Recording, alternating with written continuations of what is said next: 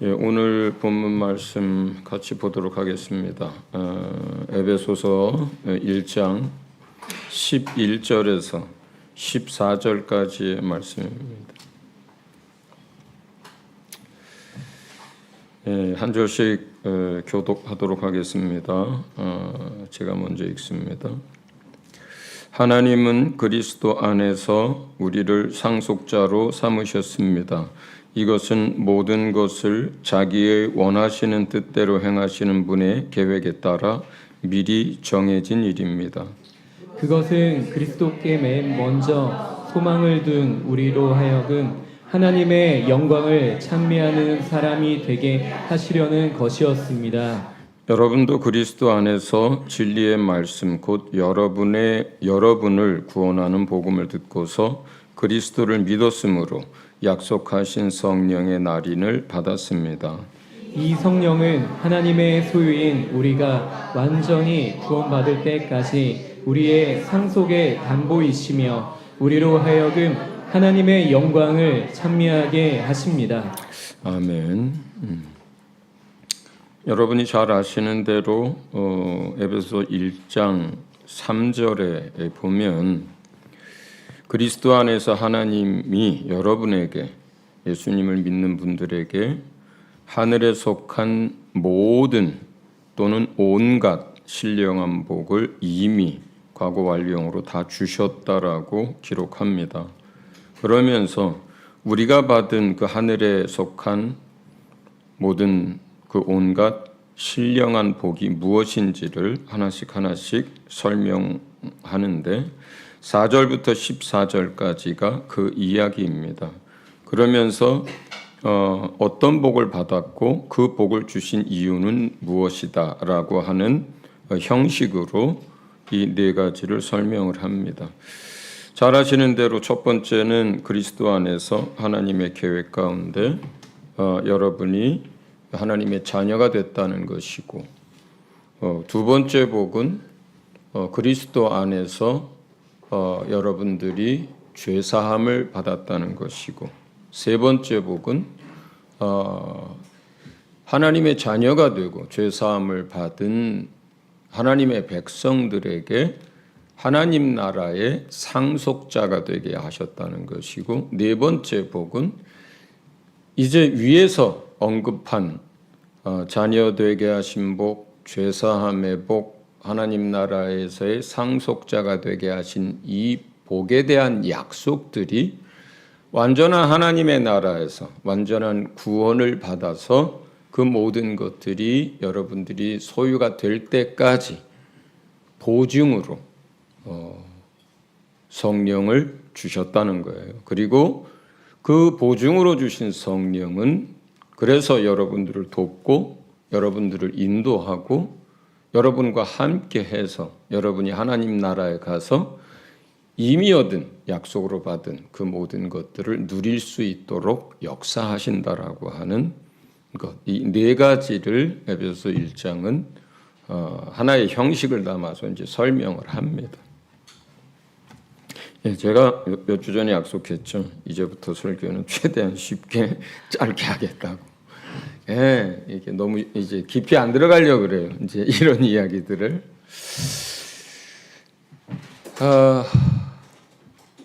지난주에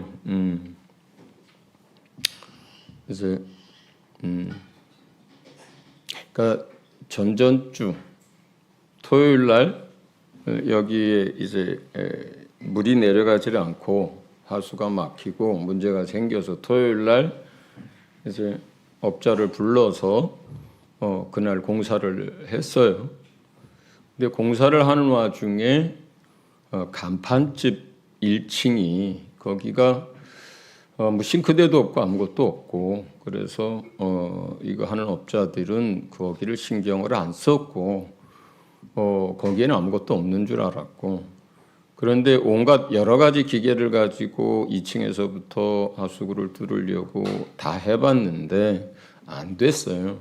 그래서 마지막으로 비용이 많이 들어가지만 초고압 그리고 뜨거운 물로 쏘는 이제 그 장치를 가지고 하겠다고 해서 그러라고 했습니다. 그런데 그 장치, 그 뜨거운 물, 그 다음에 초고압으로 쏘는 이 일을 하다가 간판집 쪽 배관이 이게 다 옛날 건물이라 하나로 연결이 돼 있었는데 그쪽이 조금 열려서 에어컨 물이 하수로 나오는 정도가 열려 있었는데 2층에서부터 계속 쏘고 막혀 있는 건 1층이었는데 그 막혀 있던 일부가 뚫리면서 이게 이제 하수구 쪽으로 이제 나가잖아요. 막았던 것들이. 근데 메인 하수관이 이제 오랫동안 이게 기름이 누적되고 찌꺼기들이 누적되면서 아주 조금 열려 있었던 거예요. 그래서 우리가 설거지를 하거나 하수를 쓰거나 했을 때 그게 나가는 정도였는데 막혀 있던 기름 덩어리와 커다란 이물질이 압력에 의해서 쏘니까 그것이 나가다가 그 메인 하수관을 막아버렸어요. 그렇게 되니까 제일 약한 곳으로 압력이 터진다는 게 터져가지고 간판집이 터져버렸어요. 그 사람들은 그날 뭘 먹고 있었는데 거기서 갑자기 저 구석에 바닥에 배관 요만큼 나와 있는 곳에 거기에 에어컨 물 나가도록 꽂아놨던 이쪽에서 그냥 하수물 똥물들이 그냥 뿜어져 나오게 된 거예요. 그래가지고 막 욕을 하고 뛰쳐나가고 이제 그런 일이 있었어요. 이제 그것을 이제 뒤처리하는 과정 가운데 하수업체는 임반장 하수 배관 업체예요. 그 임시성을 가지고 임반장이라고 이렇게 하고 여기는 이제 여러분이 잘 아시는 것처럼 간판업자이기도 하고. 근데 그 사정은 뭐 내가 다 알 수 없지만 어쨌든 간판업자는 그날 우리에게서 180만 원을 받았는데 그거보다 몇 배의 손해배상을 하게 됐어요.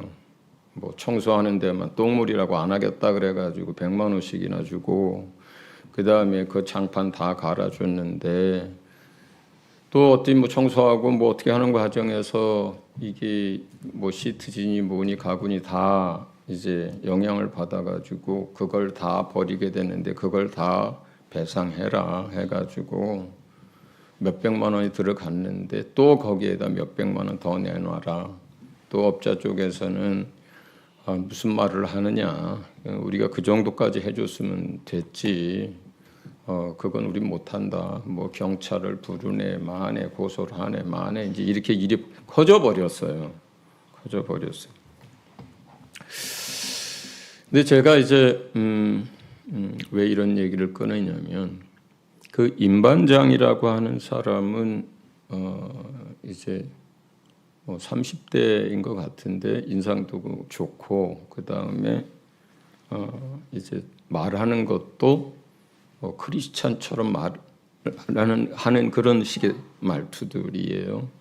그런데 이제 그런 일이 생기기 전에 처음 일하고 뭐 할 때 본인이 나한테 먼저 이런 얘기를 해요. 목사님, 저도 사실은 할머니 따라서 오랫동안 교회를 다녔었는데 요즘은 못 나가고 있어요. 이렇게 이제 먼저 얘기를 꺼내요. 그래서 그렇구나. 근데 이제 그 일이 터졌어요. 그냥 막 미치겠다 막 그래요. 이게 이제 왜냐하면 처음에 물론 이제 술김에 한 얘기긴 한데 간판집에서 당신 내 이제 1,200만 원 내라 막 이렇게까지 얘기를 나오고 했기 때문에 근데 어쨌든 막 속상해하고 막 그래요. 그리고 나중엔 이제 막 고소고발 막 이런 얘기들이 나오고 그다음에 이 앞에 오늘 여러분 보셨을 거예요. 주차장에 막 이것저것 쌓여 있고 막 지저분하죠. 그 전에는 더 많이 엉망이었어요. 이제 제가 묶어내고 막 하고 왜냐하면 그걸 치우라고 하는데도 그 정도는 당신네가 치워라. 우리가 그만큼 해줬으면 그게 무슨 소리 하냐. 뭐 사진 찍어가지고 서로 그러고 있어서 제가 그걸 이제 좀 정리하고 치우고 이제 그랬는데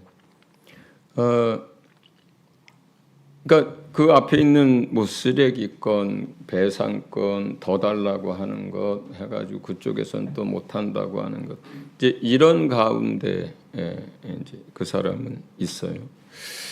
그 다음에 두 번째 여기 이제 간판집은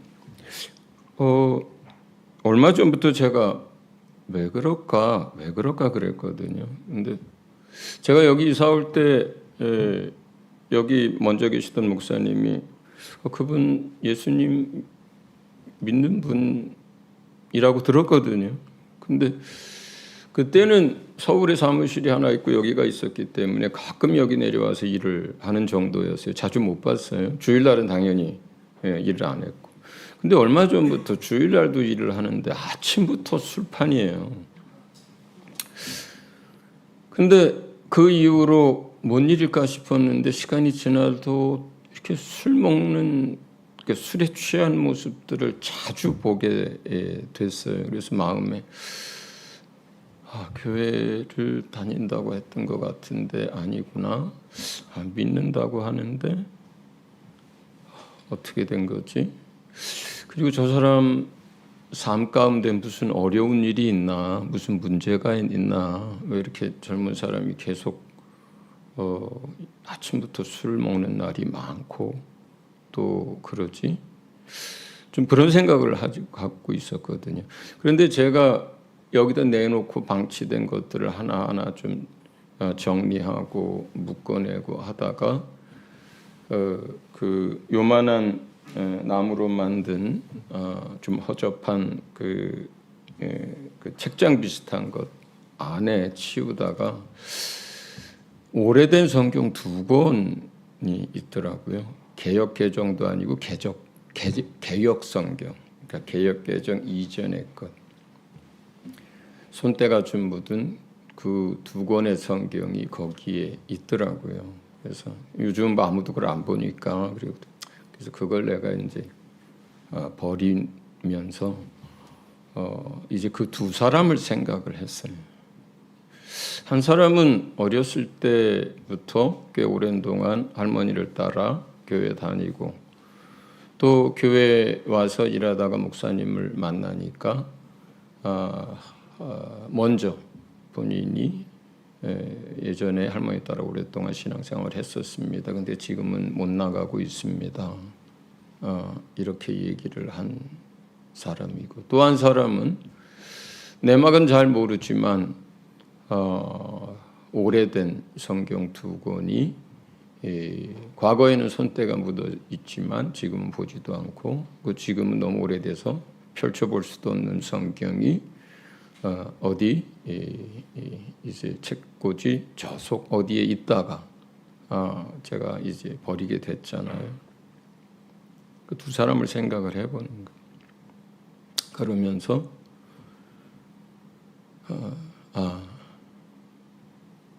길을 잃어버린 양 이야기가 생각이 나요. 성경에서. 길을 잃었구나. 길을 잃어버렸구나. 둘 다 안타까워요.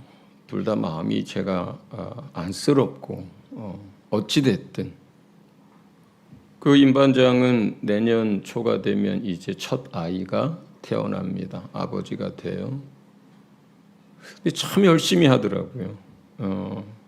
최선을 다해서 그날 하는 거예요. 밤 12시에 끝났거든요. 낮에 시작해가지고. 제가 그 사람을 보면서 참 성실하게 최선을 다해서 일한다. 뭐 하수구 막히는 일이 생기지 말아야 되지만 또 어딘가에 막힌다면 내가 저 사람 부르고 싶다 하는 마음이 들 정도로. 그런데 열심히 와서 최선을 다해서 했잖아요. 생각지도 못한 일들이 터지잖아요. 그런데 그날 받은 인건비와 비용의 몇 배를 또 그걸 비용 지불을 해야 되고 뭐 경찰서 어쩌고저쩌고 막 이런 가운데 있고 막 속상하고. 자영업을 해보신 분들은 알겠지만 아무 일 없이 조금씩 벌 때는 괜찮아요. 그런데 뭐 하나가 터져서 몇백만 원 또는 1, 2천만 원 손실이 나잖아요. 그거 메꾸는데 얼마나 오래 걸리는지 몰라요. 보통의 자영업자들은. 그러니까 막 속이 상하죠. 생각지도 않은 일들이 터졌죠. 또 여기 간판집도 그렇죠. 어쨌든 그냥 똥물이 튀어나오고 막 건덕지가 돌고 막 이게 냄새 나고 또 어쨌든 간판에 쓰는 재료들이 상해서 못 쓰게 되고 다 버리고 매일 술을 먹고 있고 그 사람대로 또 힘들겠죠, 삶이. 그러니까 그들의 믿음이 과거에 어떤 믿음을 가졌는지 몰라도 그들의 현재의 삶은, 근데 그 두 사람을 보면서 안쓰럽기도 하고 안타깝기도 하고 인생의 길을 가다가 길을 잃어버린 사람의 모습들을 보면서 어떡하지? 내가 도울 수 있는 건 뭐가 있나? 여러 가지 생각들도 해보고 지금 며칠째, 일주일 내내 그 사람들 위해서 거의 매일 기도를 하는 것 같아요. 그러면서 이런 생각을 해봅니다. 하나님 없이 인생을 산다는 게 도대체 얼마나 끔찍한 건가? 하나님 없이 인생을 산다는 것이 이렇게 세상에서 이런 다툼들이 늘 일어나고 마음이 원하는 대로 되지 않고 또 손해가 나고 또 어떤 문제들이 해결되지 않고 그리고 그 삶이 여기저기가 막힌 것 같고 열심히 살아도 성실하게 살아도 안 되는 일들, 손해보는 일들이 자꾸 생기잖아요.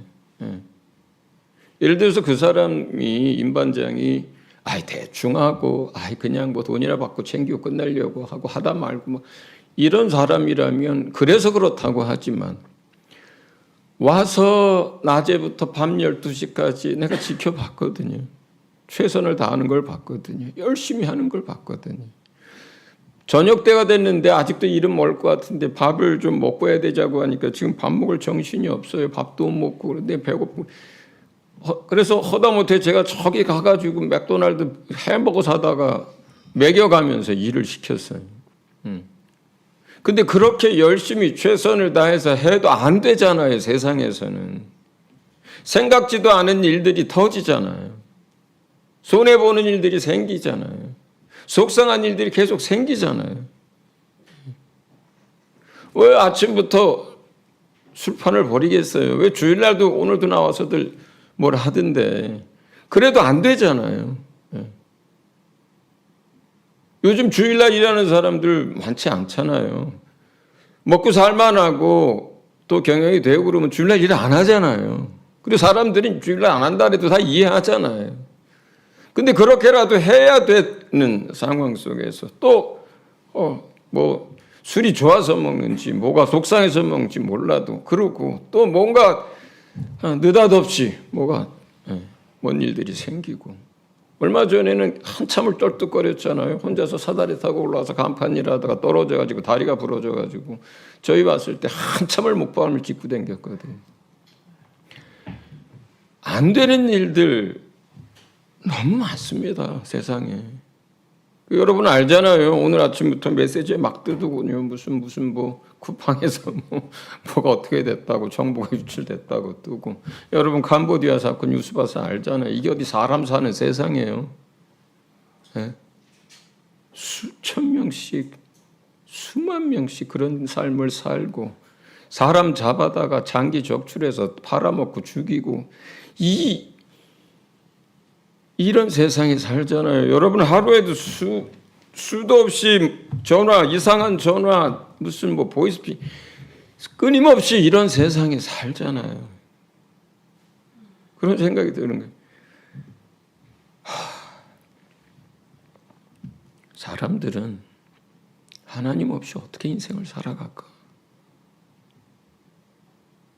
하나님 없이 어떻게들 살아갈까?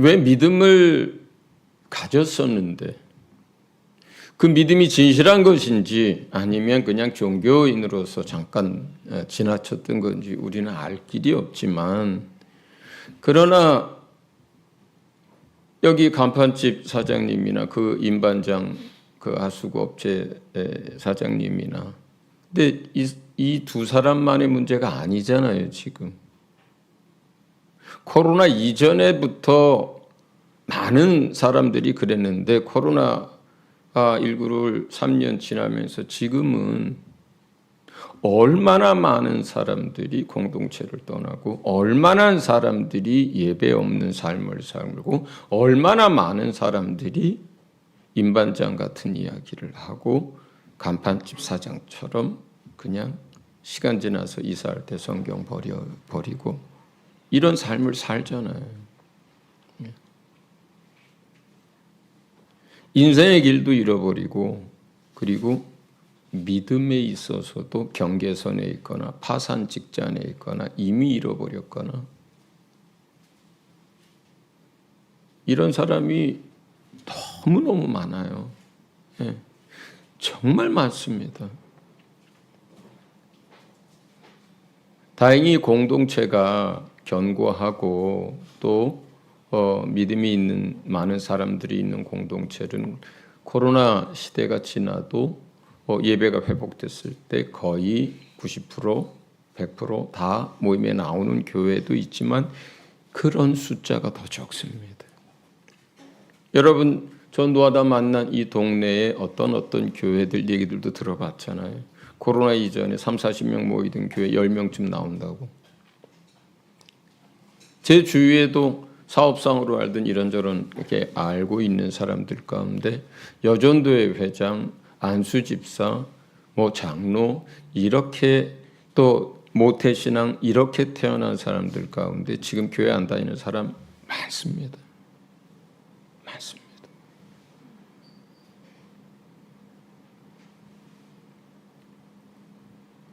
정말 안타깝죠. 그리고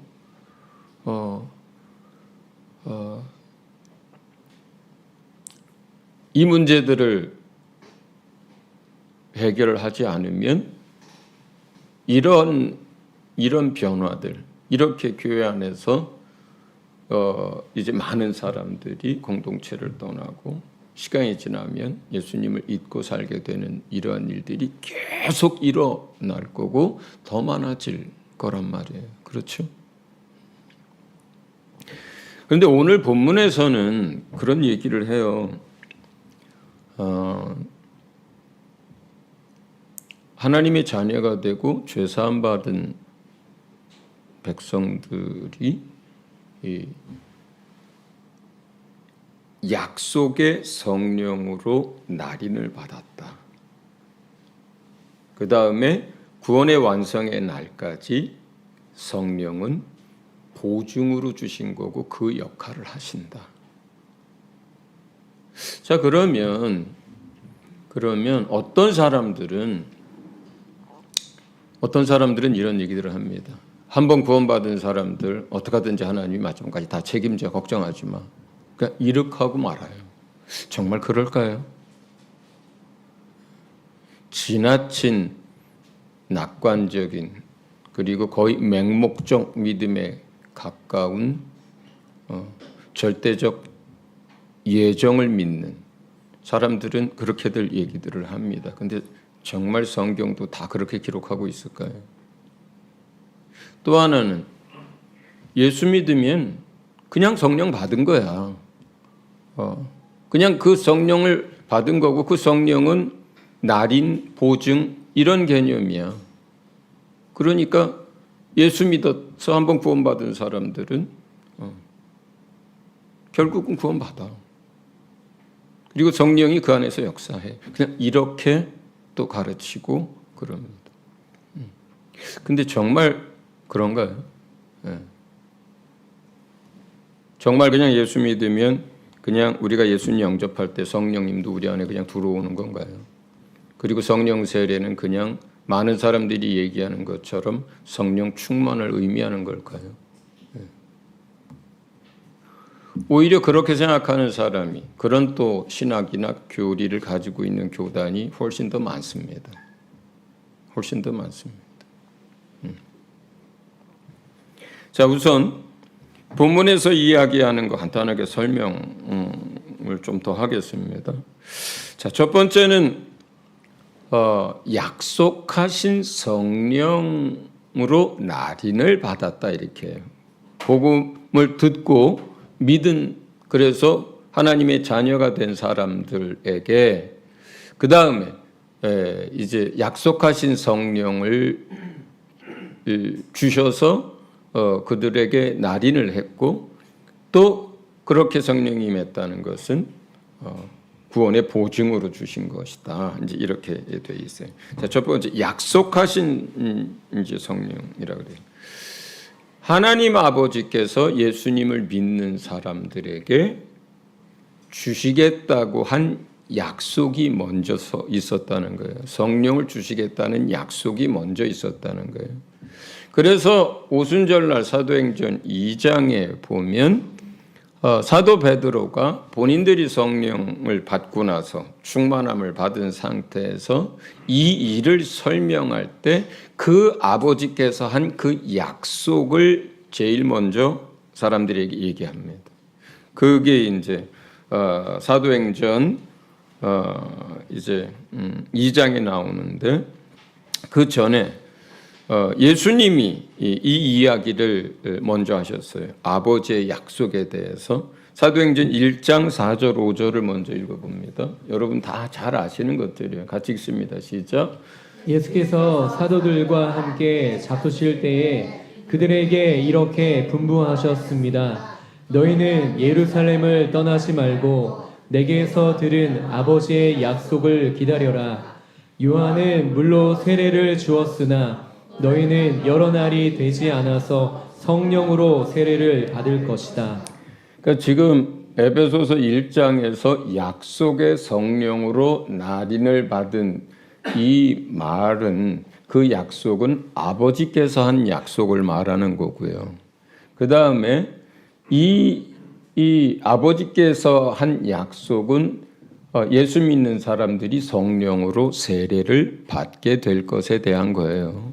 자, 그 다음에 이 이야기대로 예수님이 이렇게 이제 승천하면서 다시 한번 얘기한 거잖아요. 그리고 예수님의 이야기대로 10일이 지나고 나서 사도행전 2장에 이 약속이 성취되는 일이 이제 있었습니다. 그리고 사도들과 많은 사람들이 성령을 받고 나서 베드로가 이제 이 일에 대해서 설명한 거예요. 사도행전 2장 16절부터 21절입니다. 같이 읽습니다. 시작. 이 일은 하나님께서 예전에 유예를 시켜서 말씀하신 대로 된 것입니다. 예, 잠깐. 지금 성령이 거기에 있는 다락방에 있는 120여 명이 넘는 사람들에게 일시에 임해서 그들이 방언도 하고 하나님을 높이는 찬양도 하고 바깥에서는 여러 지방에서 온 사람들이 그 지방 언어로 그런 것들을 막 듣게 되고 하는 이러한 일들이 벌어지고 나서 여기서 말하는 이 일은 그 사건을 말하는 거예요. 자, 그거는 하나님께서 요엘 선지자들을 통해서 우리에게 말씀하셨고 약속하신 일이 성취된 것입니다. 이렇게 얘기합니다. 17절부터 읽습니다. 하나님께서 말씀하신다. 마지막 날에 나는 내 영을 모든 사람에게 부어주겠다. 너희의 아들들과 너희의 딸들은 예언을 하고 너희의 젊은이들은 환상을 보고 너희의 늙은이들은 꿈을 꿀 것이다. 예, 여기까지만 읽겠습니다. 그러니까 지금 17절 이하는 요엘서에 기록되어 있는 내용을 얘기한 거예요. 아버지께서 미리 약속했던 그걸 얘기하고 있는 거예요. 그 마지막 날에 영을 모든 사람은 여기 예수님을 믿는 사람들을 말해요. 그들에게 부어 줄 것이라고 하는 이제 약속입니다. 자, 그러니까 하나님 아버지께서 약속하셨고요. 요엘을 통해서 말씀하셨고요. 마지막 날에 하나님의 영을 사람들에게 부어주겠다라고 하는 약속을 말해요. 그래서 그 성령, 그 약속하신 성령을 우리가 받는다는 것은 날인하는 것이라고 이제 설명을 하는 거예요. 우리가 약속하신 성령을 만약에 받았다면 그것은 날인, 도장을 찍는다는 것인데 어떤 의미냐면 너는 내 것이다라는 의미죠. 예.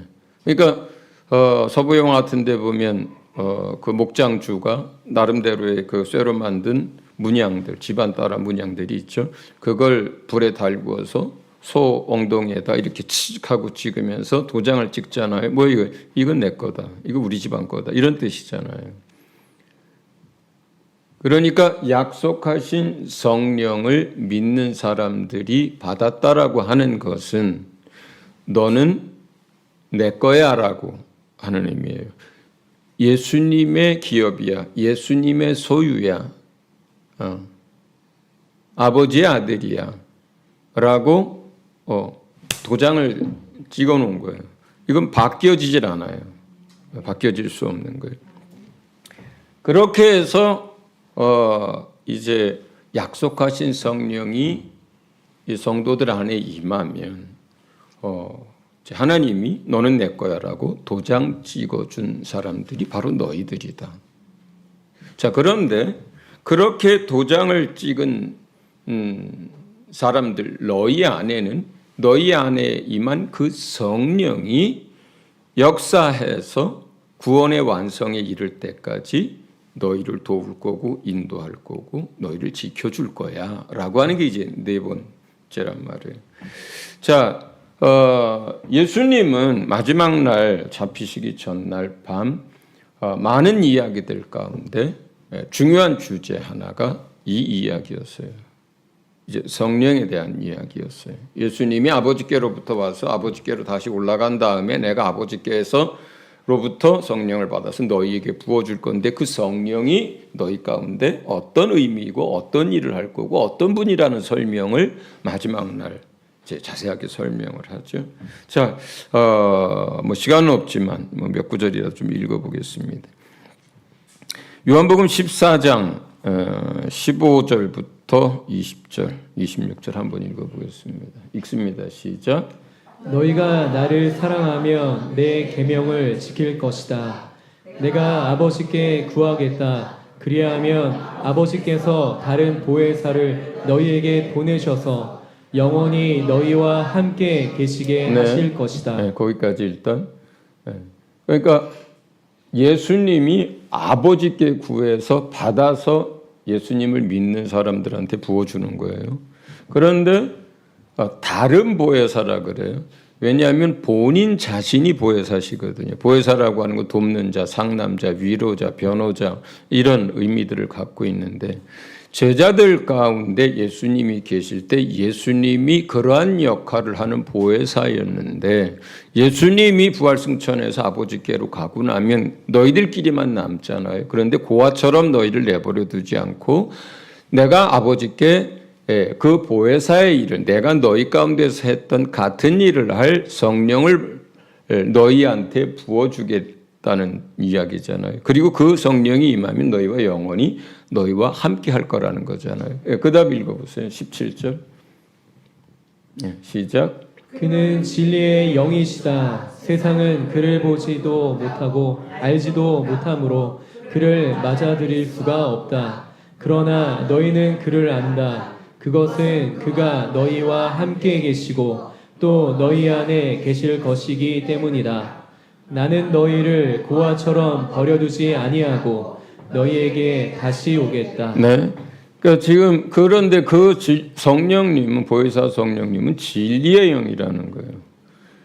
그리고 예수 믿는 사람들 안에만 거하실 수 있다는 것이고 18절에 너희를 고아처럼 버려두지 않고 너희에게 다시 오겠다고 하는 것이 예수 이름으로 우리 가운데 오실 성령에 관한 이야기예요.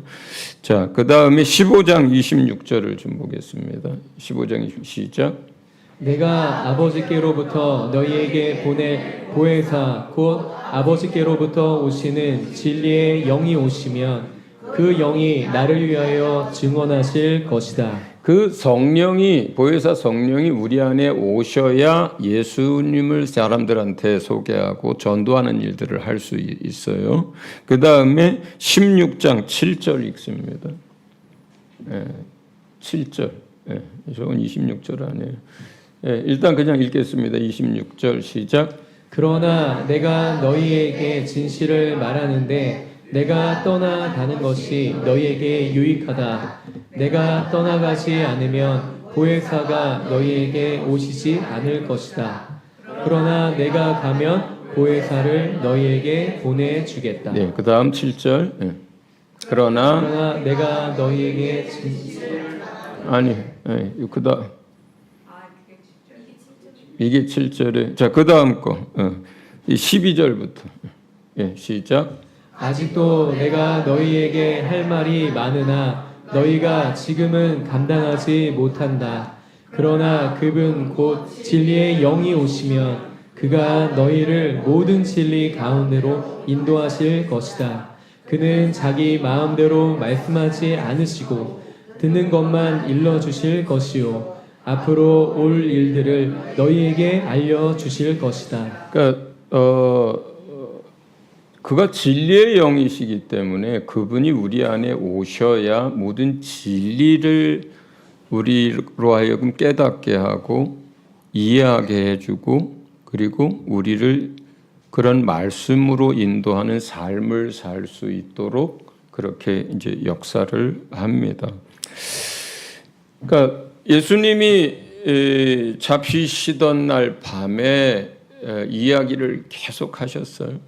그 다음에 부활하시고 승천하시기 직전에 마지막으로 한 이야기도 이 성령을 받을 때까지 너희가 예루살렘을 떠나지 말고 기다리라는 거였고 그리고 사도들도 또 제자들도 그 말씀 따라서 10일 동안 기도하다가 이 약속대로 이 성령이 그들 안에 임했습니다. 그리고 나서부터 예수를 증거하는 일들이 이제 시작이 됐어요.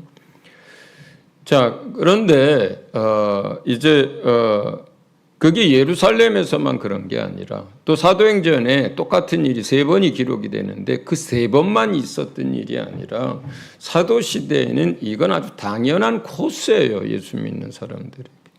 기록을 그럼 뭐 매번 복음을 들었고 그들이 성령을 받았고 성령이 임할 때 어떤 일이 났고 이걸 계속 기록할 이유가 없었어요. 특이한 특이점이나 특별한 어떤 경우의 것만 더 추가 설명을 한 게 사마리아에서 성령 받을 때 고넬료가 이방인이 성령 받을 때 그 다음에 또 에베소 교회가 성령 받을 때 그건 특별한 사정들이 있었기 때문에 가르치기 위해서 그걸 더 기록한 것이지 초대교회에서는요 복음을 전합니다. 회개하고 예수님을 믿습니다. 물로 세례를 줍니다. 그리고 성령 받기를 위해서 기도합니다. 여기까지가 그냥 코스예요. 코스. 그리고 이제 여기까지 다 된 사람들이 모여서 예배하는 게 교회구 공동체예요. 특별한 일이 아니었어요. 자, 그런데 중요한 것은요. 사도행전은요. 성령 받는 일과 성령 세례를 구분하지 않습니다. 요즘 사람들은 대다수가 이걸 구분하는 거잖아요. 성령 받는 거, 예수 믿으면 당연히 받는 거예요. 성령 세례, 성령 충만이야. 그 다음에 이루어지는 거예요. 이렇게 구분하잖아요. 그런데 사도행전은요, 4번의 사건 전부 다, 그리고 그것에 대해서 1장에 얘기할 때도 그렇고요. 성령을 받는 일과 성령 세례를 한 번도 구분하지 않아요. 성령 받는 일이 성령으로 세례 받는 거예요. 그냥 사도행전은 그렇게 기록했어요. 그랬기 때문에 시간이 많이 지나서 제가 읽지는 않겠습니다. 사마리아에서 빌립이 전도했을 때 이 사람들은 듣고 믿고 세례까지 받은 사람들이에요. 그 이야기를 듣고 사도들이 내려가서 성령 받기를 기도했어요. 듣고 믿고 세례까지 받았으면 오늘날 많은 사람들이 가르치고 이해하는 대로 성령 받은 거잖아요. 오늘날 많은 사람들이 하는 얘기대로라면. 근데 사도행전은 그렇게 기록을 안 하는 거예요. 듣고 믿고 세례까지 받았고요. 그 다음에 사도들이 내려가서 그들이 성령 받기를 기도해서 성령을 받았어요. 고넬료 집에서는 그들이 말씀을 들으면서 믿고 나서 바로 이어서 성령이 임하는 일들이 이어서 일어났어요. 왜냐하면 사도들조차 이방인들에게 복음을 전할 생각도 안 했고 당연히 예수님을 믿는다 해도 그 사람들에 쫓아가서 성령 받기를 기도한다는 건 꿈에도 생각을 안 했거든요. 하나님이 그냥 강권적으로 역사한 거예요. 이방인에도 똑같은 일들이 일어난다는 것을 알려주기 위해서. 그 다음에 19장의 에베소에는 아볼로가 먼저 가서 복음을 전했어요. 사람들이 예수님을 믿었어요. 그런데 세례는 안 받았어요. 요한의 세례밖에 모르고 있었어요. 그래서 사도 바울이 그 지역을, 그 동네를 가서 그 믿는 사람들을 향해서 이렇게 얘기하잖아요. 너희가 믿을 때 성령을 받았느냐? 그냥 믿을 때 성령 받는 게 자연스럽고 당연한 거라면 그렇게 물어볼 일도 없죠. 너희가 믿을 때 성령을 받았느냐? 이 얘기를 왜 합니까? 그러면 안 하죠. 그냥 성령 충만이 필요하면 성령 충만을 위해서 기도하자고 하면 되죠. 자, 그러면 제가 하고 싶은 얘기는 이거예요. 교단이든 교리든 신학이든 어떻게 배웠는지는 그렇게 중요하지 않아요. 그런데 사람들은요, 그렇게 듣고 배운 대로 가르치고 사역하고 행동해요. 그러지 말고 그냥 사도행전 왜 기록했어요? 이렇게 선교하라고 기록한 거잖아요. 그냥 사도행전에 기록된 대로 하면 되잖아요. 복음 전해요.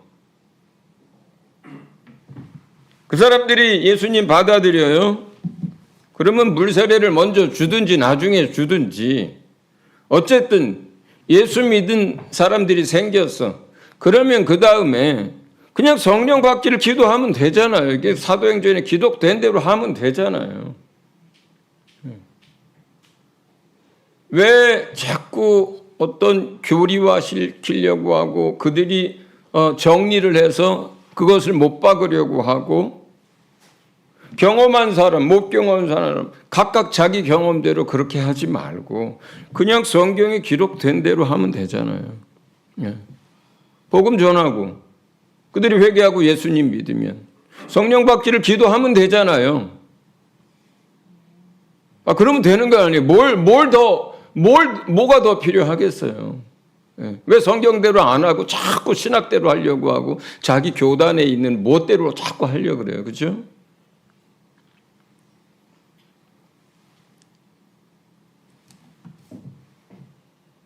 북한 선교를 하던 패트릭 선교사님이 이런 얘기를 해요.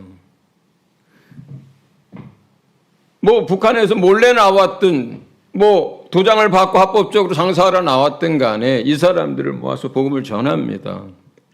그리고 그 사람들을 위해서 성령 받기를 위해서 기도합니다. 그럼 성령 받고 충만하고 방언도 하고 이런 사람들도 있고 그렇지 않은 사람들도 있어요. 그런데 이 사람들이 다시 나중에 북한으로 돌아갑니다. 그런데 1년 지나고 2년 지나고 3년 지나요. 네. 믿음을 유지하는 사람들 그리고 그곳에서 복음을 전하는 삶을 사는 사람들은요. 중국에서 그 가정에서 복음 듣고 예수 믿고 성령 받은 사람들만 그 믿음을 유지해요. 대부분. 그리고 얼마 전에 그 가운데 한 사역자 감옥에 갇혀서 감옥에 있는 사람들 전도하는 사람이 얼마 전에 순교했어요. 최근에. 예. 그런데 그렇지 않은 사람들은요, 몰라요. 이게 어떻게 된 건지. 시간 지나면 목숨이 위협을 받으면 다 그냥 부인하고 다 믿음 잃어버립니다. 삶이 각박하고.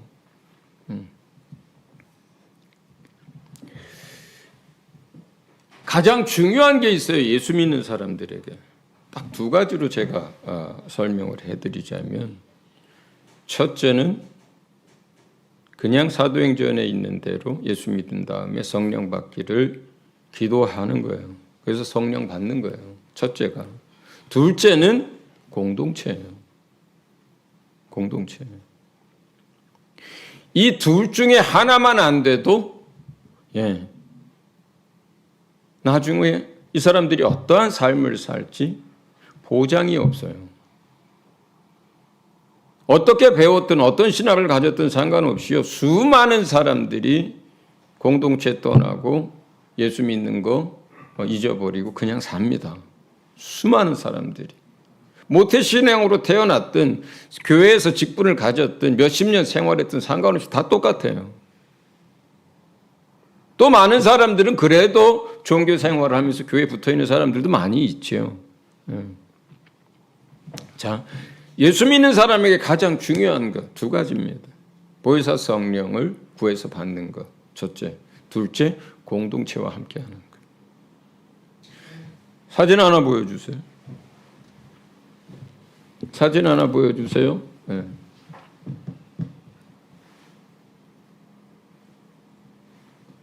죄송합니다. 네, 오늘 조금 지금 길어지고 있는데. 네. 자, 이 사진은 봐야 되기 때문에 제가 기다리겠습니다.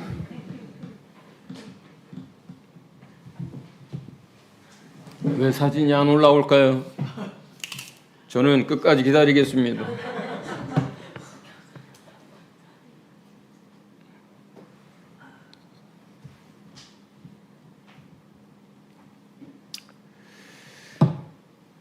사진 키워보세요. 또 하나 같이 옆에다 올려보세요.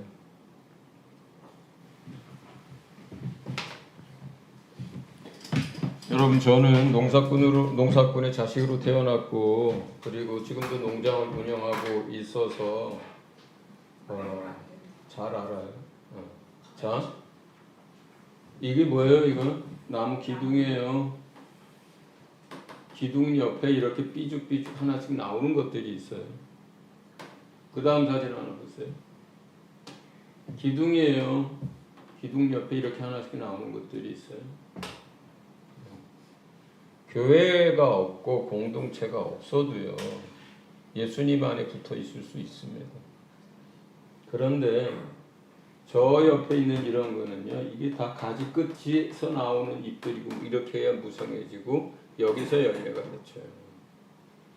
그런데요, 그냥 혼자서 예수 믿어도 된다고 생각하고 공동체 없이 사는 사람들은요, 이 모양이랑 똑같아요.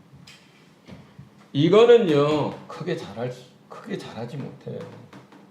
시간 지나면 이거 말라버리거나 꺾입니다. 그 다음에 설마 요만큼 자랐다고 해도요, 여기서는 열매가 제대로 열리질 않아요. 자연의 법칙이에요, 이게.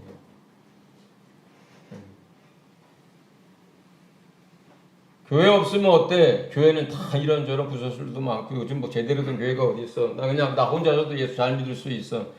이렇게 생각하면요, 하나님이 일하시는 원리를 본인 편한 대로 해석하는 거예요. 지금 이야기하고 있는 이 에베소서는요, 계속해서 그 다음에 어떤 이야기래요? 교회는 그리스도의 몸이고, 우리는 가지고, 우리는 하나고, 우리는 한 가족이고 공동체라는 얘기를 끊임없이 합니다.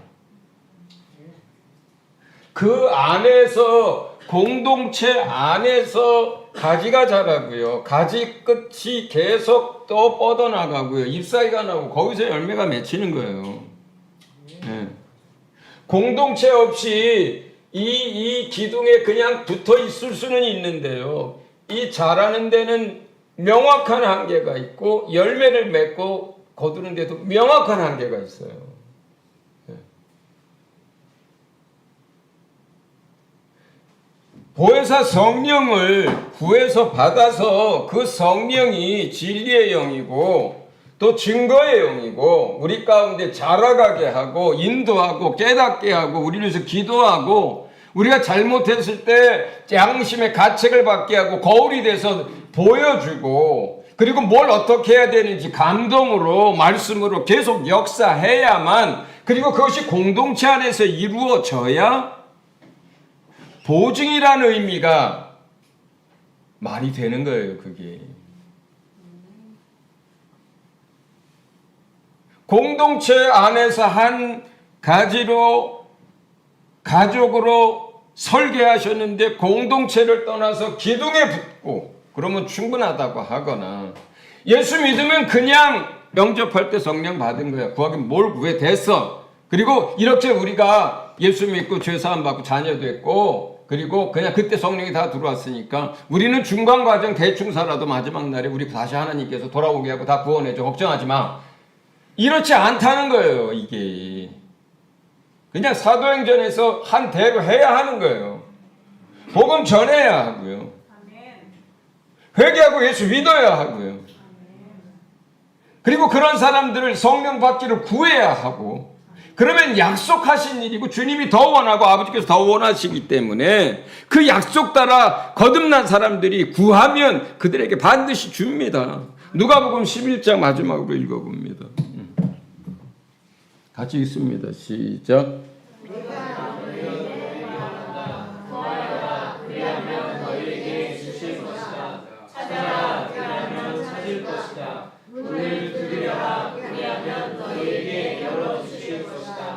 구하는 사람마다 받을 것이요, 찾는 사람마다 찾을 것이요, 문을 두드리는 사람에게 열어주실 것이다.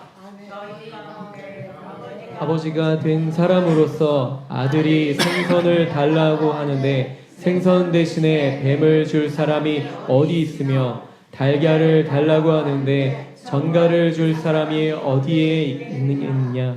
너희가 악할지라도 너희 자녀에게 좋은 것을 줄 알거든.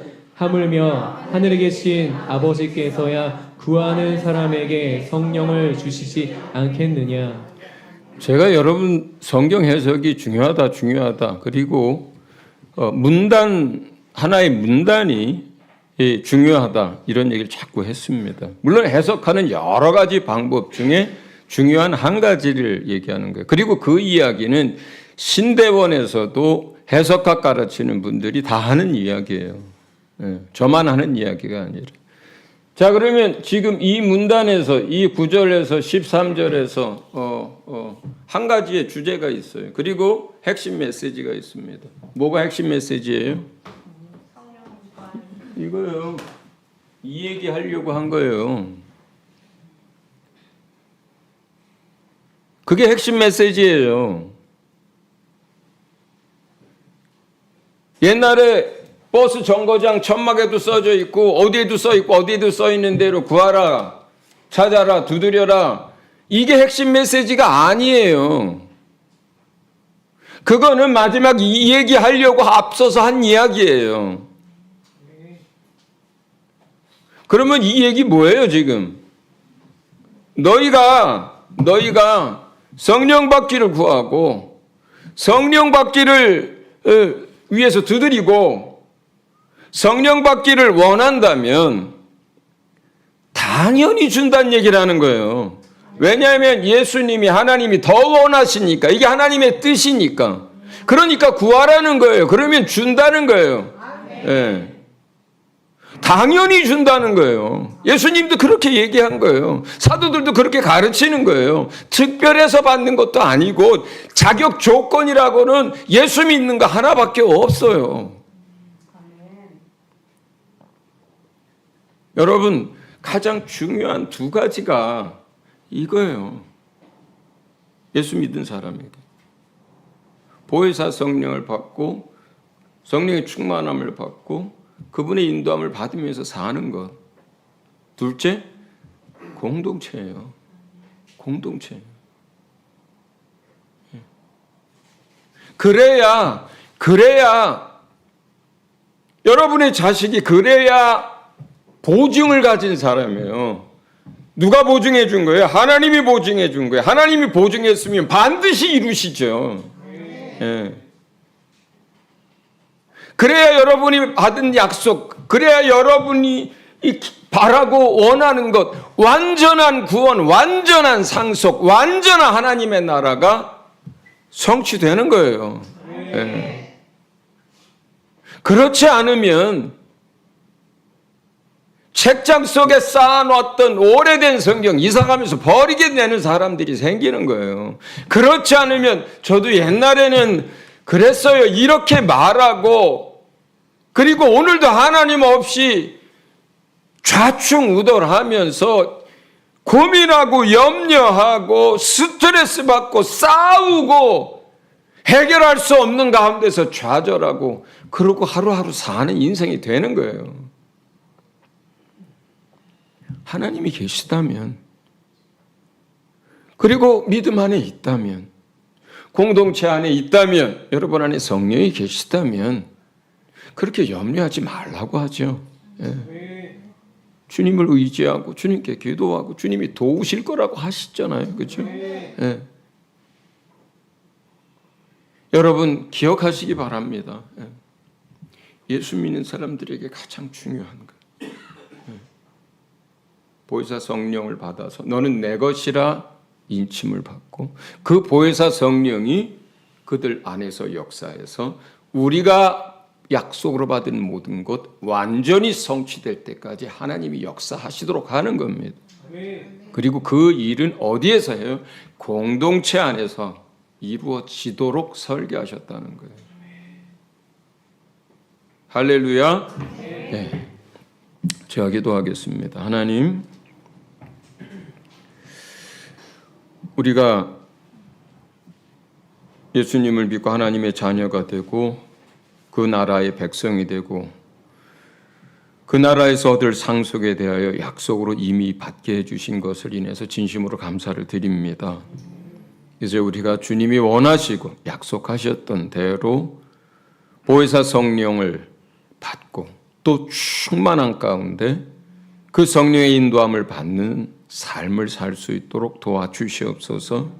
그리고 우리에게 허락하신 붙여주신 공동체를 귀하게 여기고 모이기를 힘쓰며 그 안에서 서로 붙들어주고 사랑하고 섬기며 하늘의 비밀들을 나누고 그렇게 해서 우리가 몸이 자라가고 또 풍성한 결실을 하는 우리 모든 성도 그리고 공동체 되게 하여 주시옵소서. 예수님 이름으로 감사하며 기도합니다. 아멘.